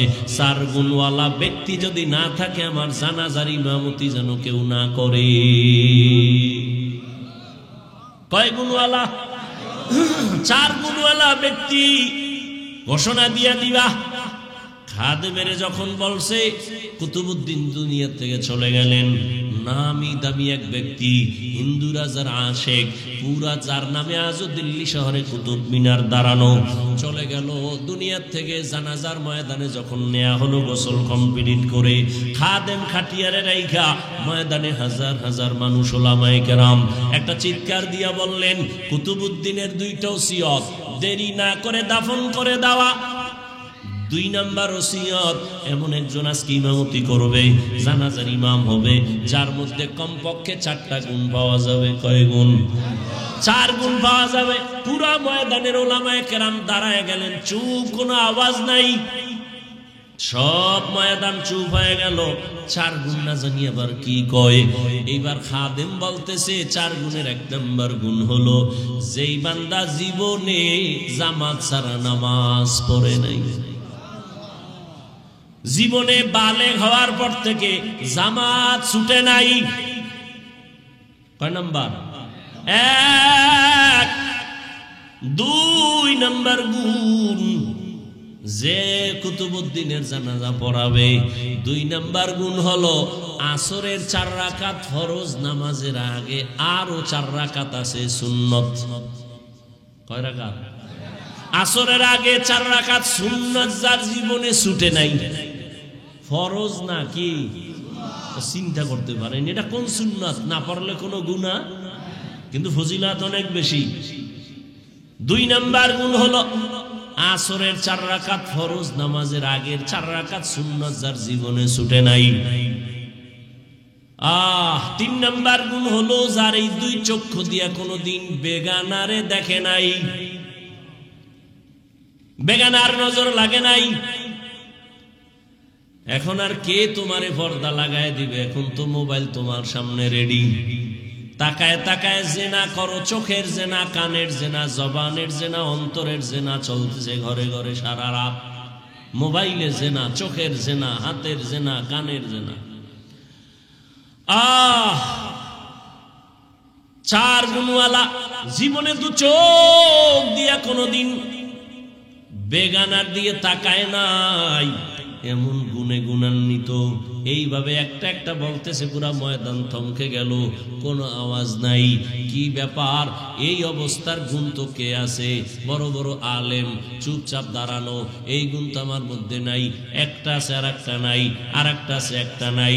এইবার খাদেম বারবার চিল্লায়, হজরতের ওসিয়ত দেরি যেন করা না হয়, তাড়াতাড়ি জানাজা পড়ায়া দাও। আসো আসো, কথা না কইয়া আইয়া যাও, আসো, নাইলে আল্লাহর ওলি কইল কা। আউলিয়ারা কারে উকবা ইখতিয়ার, জাহেলারা কারে দুনিয়া ইখতিয়ার। মাইলে মোমেন সোয়ে মোমেন মিশাওয়াত, মাইলে কাফের সোয়ে কাফের মিশাওয়াত। দীর্ঘ সময় যাচ্ছে, খাদেম বারবার এলান করে। হঠাৎ করে ময়দানে হাজার হাজার মানুষ, পেছন থেকে একটা চিৎকারের আওয়াজ, চিল্লায় বলে, আমাকে কুতুবউদ্দিনের খাটিয়ার সামনে যাওয়ার মতো রাস্তা করে দাও, সামনে যাওয়ার মতো রাস্তা করে দাও। সবাই চমকে উঠে রাস্তা করে দিল। আল্লাহর বান্দা ইসা খাটিয়াটা ধরে একটা চিৎকার দিয়ে কয়, কুতুবউদ্দিন রে, নিজেও গেলি, আমারেও ভেজালে ফালাইয়া গেলি। আমি যে 4 গুণের মালিক, আমার মালিক ছাড়া কেউ জানে না, আমার স্ত্রী জানে না আমি 4 গুণের মালিক। আমি আসরের আগের সুন্নাত বাদ দেই না, এটা খবরটা আমার স্ত্রীও জানে না। এই 4 গুণওয়ালা ব্যক্তি জানাজা পড়াবেন, ওই লোকটাকে কুতুবউদ্দিনের ব্যক্তি জানাজা পড়ানেওয়ালা। ওই ব্যক্তি কোনো জঙ্গলের সুফি দরবেশ না। সমস্ত ইতিহাসবিদরা ইতিহাসের পৃষ্ঠা খুঁজো, ওই লোকটা হলো তখনকার সময় রাষ্ট্র পরিচালনা করনেওয়ালা রাজনীতিবিদ নেতা আল্লামা শামসুদ্দিন আলতামাস রহমাতুল্লাহ আলাইহি। এরা হইল রাজনীতি করনেওয়ালা। আর এখন দুনিয়াতে রাজনীতি চলে না, চান্দাবাজি আর ধান্দাবাজি চলে। চান্দা বাজার ধান্দাবাজে ভরে গেছে দুনিয়া। কি মসজিদে কোনো রাজনীতি চলবে না, কিন্তু সব থেকে চান্দাবাজি ধান্দাবাজি রাজনীতি মসজিদ নিয়ে বেশি। কথা ঠিক নেই? ওয়াজের প্যান্ডেলে রাজনীতির বয়ান চলবে না, কিন্তু রাজনীতি ছাড়া কোনো প্যান্ডেল নাই। রাজনীতির নেতার নাম না দিলে ওই ওয়াজই প্রায় বলতে গেলে হতেই দেয় না, ঠিক নেই? আসলে সমস্যা তো জায়গায় না, সমস্যা হলো সব চলবে তবে আলেম ওলামারা মূল কথাগুলো উম্মতের সামনে বলতে পারবে না, ভেজাল। দুনিয়ার সবাই জানে ইসলাম শান্তির ধর্ম, একমাত্র ঠিকানা। ইসলাম ছাড়া শান্তি হবে না, সবাই জানে। চান্দাবাজও জানে, ধান্দাবাজও জানে, এরপরও মানে না কেন? কয় মানতে গেলে চুরি চলবে না, দুর্নীতি চলবে না। ভাইরা আমার, শামসুদ্দিন আলতামাস, এই যুবকরা, আকাম তো করে জীবনদারে কম নষ্ট করলি না। শিখার মতো কি গুগলে নাই, ইউটিউবে নাই কিছু? আকাম করো কা, নিজের জীবনের মায়া নেই। মানুষ এরকম নষ্ট হয়নি।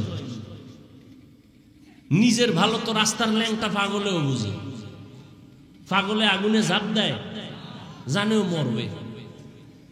তো তুমি কেন জেনে শুনে আগুনে ঝাঁপ দিছো মরার জন্য?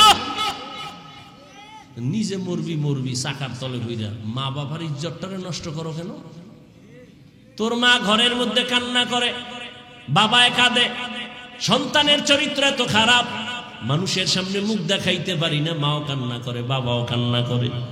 মনে হয় মনে মনে বলতে চায়, তুই যদি মইরা যাইতি মা বাবার দিলটা শান্ত হতো। তোর চরিত্র এত খারাপ। সারা রাত ঘরের মধ্যে মোবাইল চালাও, বন্ধু বান্ধবী নিয়ে আড্ডা দাও, মায়ের একবার টাকা দেয় নাইলে মাইরে ফালামু। দেখো না কয়েকদিন আগে বাবারে মারছে, কয়েকদিন আগে বাবাকে মেরে ফেলছে। এরে নবীর আশেক, সময়টারে কাজে লাগাইও। ওয়াল আসর, আর আসরের সময়টারে কাজে লাগাও, আসরের নামাজটারে কাজে লাগাও। তার মানে শুধু আসর পড়বে, আর একটাও না। হ্যাঁ, খবরদার, এক ওয়াক্ত নামাজ যেন ছুটে না যায়।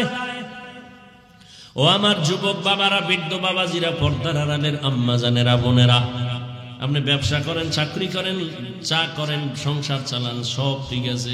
স্কুলে পড়ো, যুবক তুমি কলেজে পড়ো, যাই করো না কেন, 5 বেলার নামাজ পড়ো, ডাক্তার হও, ইঞ্জিনিয়ার হও, যা কিছু হও, ইসলাম তোমাকে বাধা দিবে না। 2 ঘন্টার সময় কাজে লাগাইও, 5 বেলার নামাজ, শিক্ষকের দোয়া নিয়া, মা বাবার দোয়া নিয়া, উলামায়ে কেরামের দোয়া নিয়া সামনে চলিও। কারো বিরুদ্ধে লাইগো না রে বাবা, নিজেরে নিয়ে একটু ফিকির করো। ডাক্তার হলে আদর্শবান ডাক্তার হও, চরিত্রবান ইঞ্জিনিয়ার হও, চরিত্রবান প্রফেসর হও, চরিত্রবান একজন টিচার হও। দেখবা সম্মান শুধু সোনার গানা, পুরা দেশের মধ্যে তোমার সুনাম অর্জন হবে, আল্লাহ তোমার সম্মান বাড়াবে। সেক্ষেত্রে লাগবে মা বাবার দোয়া, শিক্ষকের দোয়া, উলামায়ে কেরামের দোয়া। এদের সাথে যদি বেয়াদবি করো, জীবনটা বরবাদ হয়ে যাবে। বেয়াদবি করিয়া ডাক্তার হইয়াও জুতা খাইয়া দেশ ছাড়লো, এমন ডাক্তারের লাভ আছে? বোরকার বিরুদ্ধে আজীবন বয়ান দিয়া তাসলিমা নাসরিন বোরকা পরিয়াই পালায় গেল। এরে আল্লাহর বান্দারা, শিক্ষা নেও, টাকার পিছনে ঘুরো না। টাকা কি তো ময়লা, তোমার পিছে টাকা ঘুরবে, চরিত্র ঠিক করে আগাও। এই বহু ভালো ভালো ডাক্তারেরা সিরিয়াল দিয়ে শেষ করতে পারে না রোগী, খালি একটু কলমের খোঁচা দেয়। কত সম্মান তাদের, খালি হুজুর হইলি সম্মান। এগো সম্মান আছে না? তাহলে তোমার মতো চরিত্রহীন হইলে জীবন ওই সম্মান পাইত। চরিত্র অমূল্য সম্পদ। এরে আম্মা জানেরা, সন্তানটাকে ডাক্তার বানাবেন, ইঞ্জিনিয়ার বানাবেন, বেয়াদব বানাবেন না। সন্তানটা যেন চরিত্রবান ইঞ্জিনিয়ার হয়, চরিত্রবান আদর্শবান একজন ডাক্তার হয়, প্রফেসর হয়। মা বাবার দোয়া নিয়ে চলে, ব্যবহার ভালো করে, বন্ধু বান্ধবের সাথে আচরণ ভালো করে, আলেমের দোয়া নিয়ে চলবে। এমন একটা সন্তান রেখে যাবেন, জেনারেল লাইনে থাকলেও নামাজ ছাড়বে না, জেনারেল লাইনে থাকলেও কারোর সাথে খারাপ আচরণ করবে না, শিক্ষকের সাথে বেয়াদবি করবে না, উলামায়ে কেরামের সাথে বেয়াদবি করবে না। এমন একটা সন্তান রেখে যাবে। আর সেক্ষেত্রে আপনি মায়ের দোয়া লাগবে, অবদানও লাগবে। কারণ গাছ ভালো হলে ফল ভালো হবে, মা বাবার আদর্শ ভালো হলে সন্তান ভালো হবে। এরে আম্মা জান, একটা আদর্শবান সন্তান বানানোর জন্য আপনি মাকে আদর্শওয়ালা হতে হবে। স্বামীর খেদমত করবেন, স্বামীর মাল হেফাজত করবেন, মোবাইলে সময় নষ্ট করবেন না। আপনি যদি উল্টা পাল্টা করেন সন্তানও কিন্তু ওই শিক্ষা নিয়েই দুনিয়াতে চলবে। আপনি যদি উল্টা পথে চলেন সন্তানও উল্টা দিকে চলবে। অতএব সন্তানটাকে ভালো বানাবার জন্য নিজে গুনাহ থেকে ফিরে যান, মোবাইল থেকে ফিরিয়ে যান, স্বামীর সাথে ভালো আচরণ করেন, স্বামীর সম্পদ হেফাজত করেন, পর্দা করেন, নামাজ পড়েন। আপনার মতো কত মা পর্দাওয়ালা নামাজি এলাকায় আছে, মোবাইলে সময় নষ্ট করে না, অভাব নাই। ও বৃদ্ধ বাবাজি, আপনার মতো বুড়ারা নামাজ পড়ে মসজিদে, আপনি কেন পারবেন না? ও যুবক বাবারা, তোমার মতো কত যুবক স্কুল কলেজে পড়ে, চাকরি করে, ব্যবসা করে, নামাজ পড়ে, দাড়িওয়ালা নাই? তোমার মতো যুবক রাস্তায় গাড়ি চালায়, নামাজ ছাড়ে না। তোমার বিবেকটাকে প্রশ্ন করো, তুমি কেন পারো না? তোমার কপাল কেন খারাপ? তোমার মতো যুবক তাকায় দেখো, নদীর মধ্যে মাছ ধরে, কৃষি কাজ করে, নামাজ পড়ে, তুমি কেন পারো না? এখনো সময় আছে, তওবা করে নেও, সময়টারে কাজে লাগাও। আর জীবনে অপচয় সময় নষ্ট করবা না, আর নামাজ ছাড়বা না, মা বাবার বরদোয়া নিবা না, শিক্ষকের দোয়া নিয়া, উলামায়ে কেরামের দোয়া নিয়ে, নবীর আদর্শ মেনে জীবন চালাবা। তওবা করার যদি নিয়ত হয়, দুটো হাত আমার আল্লাহকে দেখায় দাও। আয় আল্লাহ, হাতগুলো কবুল করে নেন, তওবা কবুল করে নেন, তওবার উপরে মজবুত হইয়া চলার তৌফিক দান করেন, আমিন। আলহামদুলিল্লাহি রাব্বিল আলামিন, ওয়াসসালাতু ওয়াসসালামু আলা সাইয়্যিদিল আমবিয়া ওয়াল মুরসালিন ওয়া আলা আলিহি ওয়া আসহাবিহি আজমাইন। ইয়া আরহামার রাহিমিন, ইয়া আরহামার রাহিমিন, ইয়া আরহামার রাহিমিন, রব্বিরহামহুমা কামা রব্বায়ানি সগীরা। আল্লাহুম্মা ইন্নাকা আফুউন কারীম তুহিব্বুল আফওয়া ফা'ফু আন্না। আল্লাহুম্মা ইন্না নাসআলুকা রিযাকা ওয়াল জান্নাহ ওয়া নাউযু বিকা মিন সাখাতিকা ওয়ান নার। ও দয়ার মালিক, আমরা গুনার বোঝা নিয়ে হাত তুলেছি। 2 দিন মাহফিলের শেষ, মেহেরবানি করে আমাদের জীবনের গুনাহ মাফ করে দেন, মাহফিল কবুল করে নেন, আয়োজনকারী, সহযোগিতাকারী, দান সদকাকারীদের কবুল করে নেন, এলাকায় শান্তি দান করেন, মা বোনদের পর্দাওয়ালা বানায় দেন, সন্তানগুলো নেককার বানায় দেন, যারা লেখাপড়া করে পরীক্ষার্থী কামিয়াবি দান করেন। আয় আল্লাহ, আমার যুবকদের দিনদার বানায় দেন, মোবাইলের গুনাহের থেকে হেফাজত করেন, নবীজির সুন্নতওয়ালা জীবন দান করেন, নবীজির রওজা বাইতুল্লাহ জিয়ারতের জন্য কবুল করে নেন। আয় আল্লাহ, সারা দুনিয়াবাসীকে মাফ করে দেন, ফিলিস্তিনের মুসলমানদের উপরে রহমতের চাদর বিছায়া দেন, জালেমদের ধ্বংস করে দেন আল্লাহ, মুসলমানের ঈমান আমল হেফাজতের ব্যবস্থা করে দেন। আয় আল্লাহ, বাংলাদেশ শান্তির দেশ বানায় দেন। আয় আল্লাহ, জুলুম থেকে দেশ ও জাতিকে হেফাজত করেন, ওলামায়ে কেরামদের এখন এক বানায় দেন, ওলামায়ে কেরামের ইজ্জত বাড়ায় দেন, যারা ওলামায়ে কেরামের ইজ্জত ছোট করার জন্য ষড়যন্ত্র করে তাদের হেদায়াত দান করেন আল্লাহ। আয় আল্লাহ, পরস্পরে মোহাব্বত বাড়ায় দেন, রিয়া হাসাদ কিবির দূর করে দেন, তাকওয়া ইখলাস দান করেন। আয় আল্লাহ, যারা ব্যবসা চাকরি করে হালাল ভাবে বরকত দান করেন। আয় আল্লাহ তাআলা, দাম্পত্য জীবন সুখময় করে দেন। আয় আল্লাহ, সবার দিলের ন্যাক আশা পূরণ করে দেন।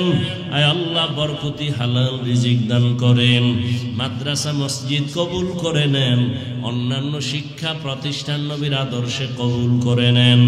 আয় আল্লাহ, চলার পথে হেফাজত করেন, জাহিরি বাতিনি দুশ্মনের মোকাবেলায় বিজয় দান করেন, বাতিলের মোকাবেলায় বিজয় দান করেন, মুখালিফের মুওয়াফিক বানায় দেন। আয় আল্লাহ, কোরআন সুন্নাহর ইলমের নূর সিনায় দান করেন। আয় আল্লাহ, সুন্নাতওয়ালা জিন্দেগি দান করেন। আয় আল্লাহ, সুন্নাত অনুযায়ী কথা বলার, আমল করার তৌফিক দান করেন। আয় আল্লাহ তাআলা, মেহেরবানি করে ইলম ও হিলম ও হিকমত আমলে বরকত বাড়ায় দেন। আমরা যারা হাত তুলেছি জানি না কার মা নাই, কার বাবা নাই, অন্ধকার কবর থেকে দোয়া চায়, সবাইকে আপনি জান্নাতের ফয়সালা করে দেন। যারা বেঁচে আছেন হায়াত বাড়ায় দেন, অসুস্থ যারা সুস্থ করে দেন আল্লাহ। আওয়াজে কথা কথায় রুহানিয়াতে স্পষ্টতা বাড়ায় দেন। আয় আল্লাহ সহি তরিকায় সহি নিয়তে সহি কথা বলার তৌফিক দান করেন। আয় আল্লাহ ইলমে বরকত বাড়ায় দেন। আয় আল্লাহ তোলাবা উলামা সবার অন্তরে ইজ্জত মোহাব্বত রউফ বাড়ায় দেন। উম্মতের অন্তরে ইজ্জত মোহাব্বত রউফ বাড়ায় দেন। আপনার জাত সিফত ও কুদরতের উপরে পূর্ণ মোহাব্বত বিশ্বাসের মাকাম বাড়ায় দেন, ইয়াকিনের মাকাম বাড়ায় দেন। আয় আল্লাহ তাআলা মেহেরবানি করে ইজ্জতের জীবন দান করেন, হালাল বরকতি রিজিক দান করেন, ঋণ আদায়ের ব্যবস্থা করে দেন। আল্লাহ সারা দুনিয়ায় খেদমতের জন্য কবুল করে নেন। প্রবাসে যারা সবাইকে আপনি হেফাজত করেন। আয় আল্লাহ সবাইকে আপনি হেফাজত করেন, রুজিতে বরকত বাড়ায় দেন। প্রত্যেকটা সন্তানকে মা বাবার ইজ্জতের কারণ বানায় দেন, ইজ্জত বাড়াবার ব্যবস্থা করে দেন। নবীজির মোহাব্বতে দোয়া কবুল করে নেন।